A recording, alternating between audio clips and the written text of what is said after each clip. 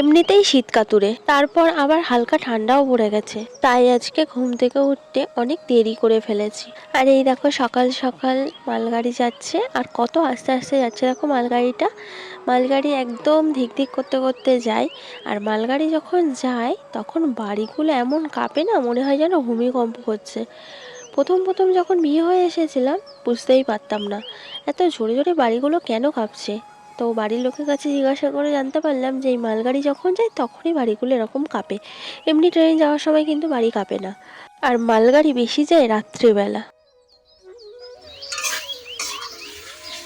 শুভ সকাল বন্ধুরা, কেমন আছো তোমরা সবাই? কাছে তোমরা যে যেখানেই আছো আশা করছি খুবই ভালো আছো।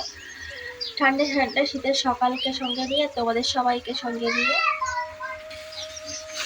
প্রতিদিনের মতো আবার একটা নতুন ভিডিও শুরু করছি। আর আজকের ভিডিওটা দেখো রান্নাঘর থেকেই শুরু করছি।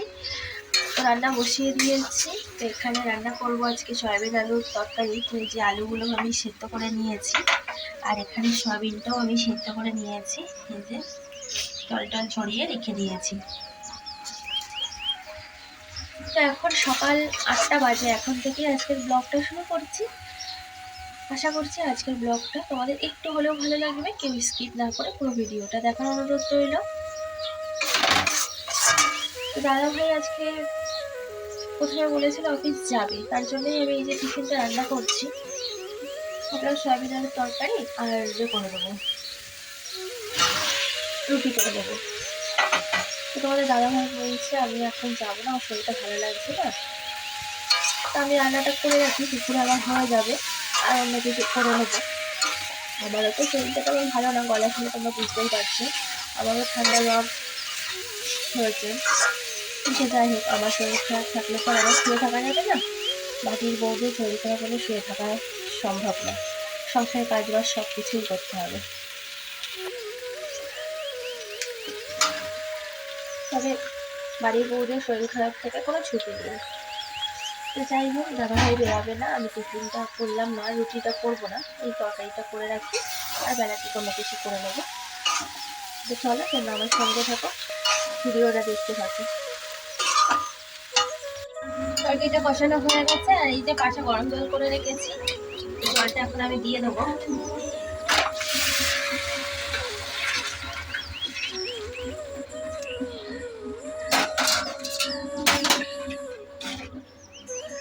যে কোনো তরকারিতে গরম জল দেবে, দেখবে তরকারির টেস্টটা সুন্দর হয়।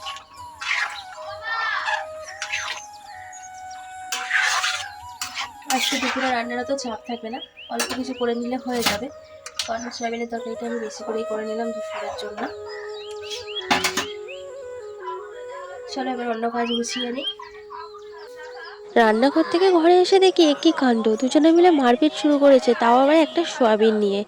দুষ্টু ওর দিদিকে একটা সয়াবিন খাওয়াবে, তো সেই সয়াবিনটা দুষ্টু গাল থেকে চেটে চুটে বার করে সেই সয়াবিনটা দিদিকে খাওয়াবে। ওর দিদি তো খাবে না, কারণ ওটা গালের মধ্যে ঢুকিয়ে আবার বার করে দিচ্ছে, আর ও তা খাওয়াবেই ওকে।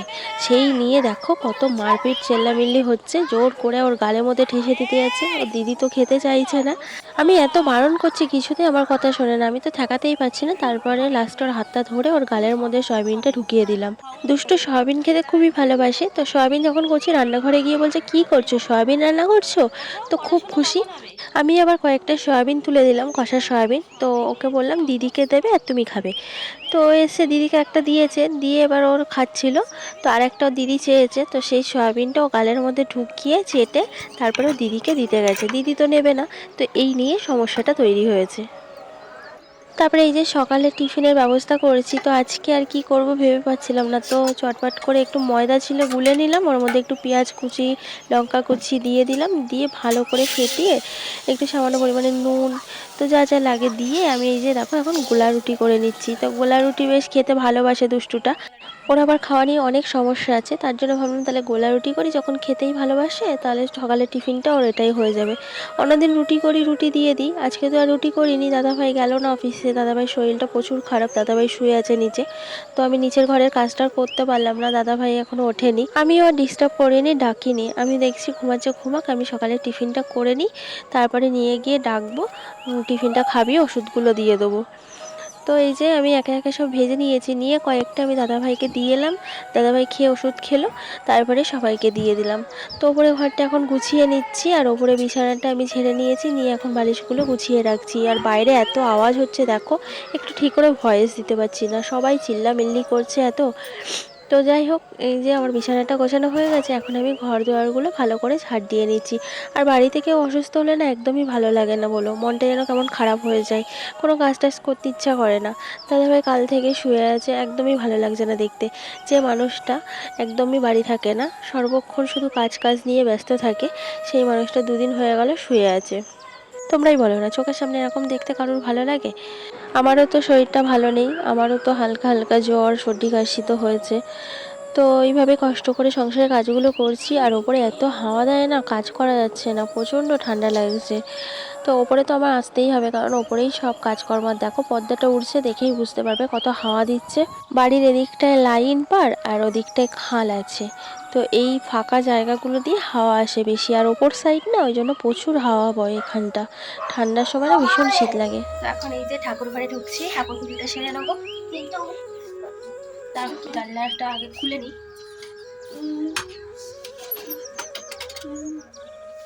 যাই হয় কিন্তু দাদা চলো পুজোটা দেওয়া যাক। আগে থেকে এই দেখো ভোলে বাবাদেরকে নামিয়ে নিয়েছি, এবার ভোলে বাবাদের স্নান করিয়ে আমি নেবো। স্নান করাবো। আচ্ছা আসো আসো, এখন দুষ্টুটাও স্নান করাবে, তো তোমরা দেখতে থাকো। বলো। ওম নমঃ শিবায়, ওম নমঃ নমঃ, ওম নমঃ শিবায়, ওম নমঃ নমঃ, ওম নমঃ শিবায়, ওম নমঃ শিবায়, ওম নমঃ নমঃ। চলো তো। তো এখন ঠাকুরদের গা পুছিয়ে দিচ্ছে, এবার আসনে তুলে দেবে আমার দুষ্টু বুড়ো। আসনে তুলে দাও।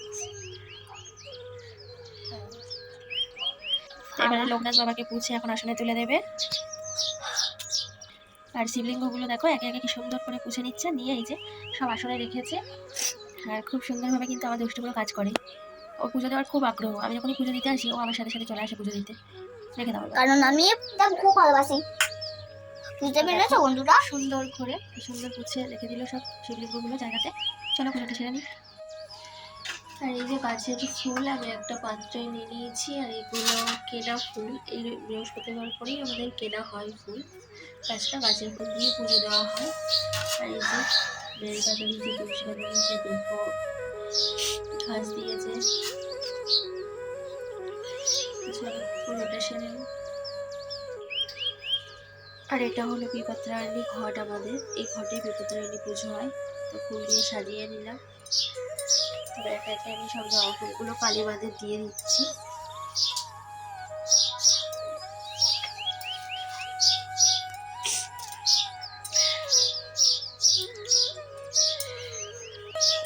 কালিমা লাল জবা পছন্দ করে বলে লাল ফুলগুলো কালিমাকে দিলাম, আর ঘিয়া চাপাগুলো আমি অন্য ঠাকুরদের দিলাম।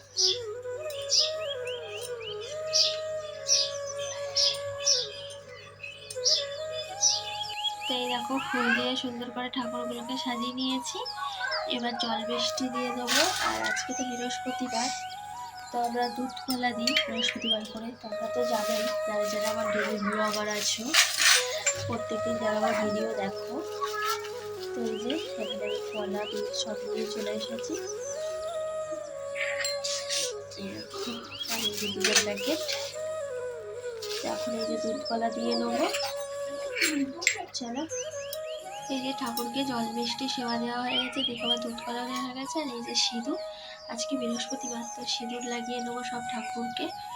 তো চলো সিঁদুরটা লাগিয়ে নিই। তো প্রথমেই আমি লক্ষ্মীর ঝাঁপিতে লাগিয়ে নিচ্ছি, কারণ এটা আমাদের লক্ষ্মীর ঝাঁপি। তো এই লক্ষ্মীর ঝাঁপিতে আমি সিঁদুরটা লাগিয়ে নিলাম। এবার সব ঠাকুরগুলোকে আমি সিঁদুর লাগিয়ে নেবো।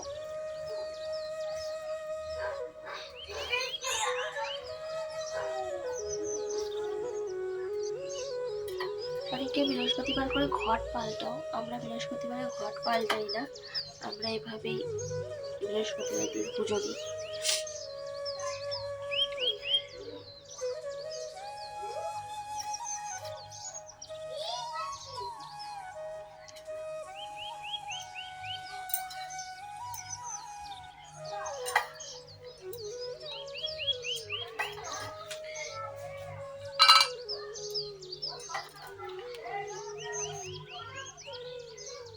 যে সিঁদুর পরানো হয়ে গেছে, এই যে প্রদীপ ধরিয়ে দিয়েছি, ধূপও ধরিয়ে দিয়েছি, এবার আরতিটা করে নেবো।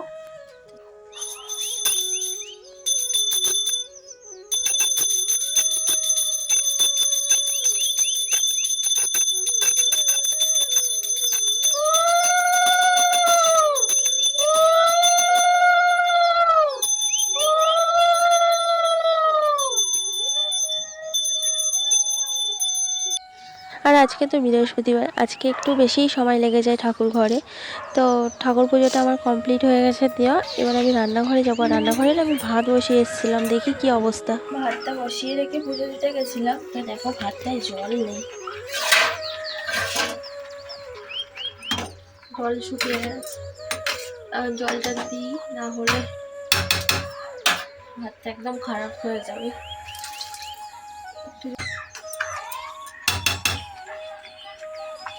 সকালবেলাতে সয়াবিন আলুর তরকারি করেছিলাম, দেখেছিলে। আর তারপরে ভাত করে নিলাম। আর কিছু না করতে পারিনি, কারণ কোনো সবজিপাতি আর কিছু নেই ঘরে। ভাবলাম সবজি টবজি যদি আসে তাহলে নেবো, আর না হলে মাছ টাছ এলে নেবো। তো বাড়ির দূরে না কিছুই এলো না, তার জন্য এই এক তরকারি ভাতই করতে হলো। তো তারপরে এই দেখো বসে পড়েছি জামা কাপড় ভাঁজ করতে। তো দেখতেই পাচ্ছ ছাদে রোদ্দুর চলে গেছে, এখন 2:30 বাজে। তো এখনই রোদ্দুর চলে গেছে। তো জামা কাপড়গুলো সব শুকিয়ে গেছিলো, সকালবেলায় মেলেছিলাম, এগুলো কালকের জামা কাপড়। তো সেই জামা কাপড়গুলো এখন একেবারেই এখানে বসে ভাঁজ করে নিচ্ছি, তারপরে নিচে নিয়ে যাবো। আর হাওয়া দিচ্ছে দেখেছো কত। গরমকালে এত হাওয়া দেয় না, তখন আর হাওয়া খুঁজে পাওয়া যায় না। শীতকালে প্রচুর হাওয়া দেয়। এমনিতেই শরীরটা ভালো না, তার উপরে হালকা ঠান্ডা পড়ে গেছে। আর রাত্রে ঠান্ডার জন্য ঘুমিয়েও পড়ছি। আর না সকালবেলা উঠতে অনেকটাই দেরি হয়ে গেছিলো আজকে। তো অনেকটা বেলা করে উঠেও সংসারের কাজগুলো সব আস্তে আস্তে গুছিয়ে নিয়েছি। আর গলার ভয়েস শুনে বুঝতে পারছো যে গলার ভয়েসটা কিন্তু আমার অনেকটাই চেঞ্জ হয়ে গেছে। এই অল্প সময়ের মধ্যে তোমরা আমাকে অনেক অনেক ভালোবাসা দিয়েছো, তাই আমার তরফ থেকে তোমাদের জন্য অনেক অনেক ভালোবাসা। চলো তাহলে আজকের মতো ভিডিওটা এখানে শেষ করছি। ভালো লাগলে লাইক করে দিও আর কমেন্টস করে জানিও আজকের ভিডিওটা তোমাদের কেমন লাগলো। চ্যানেলটা সাবস্ক্রাইব করে আমার পাশে থেকো। সবাই সুস্থ থাকবে, ভালো থাকবে।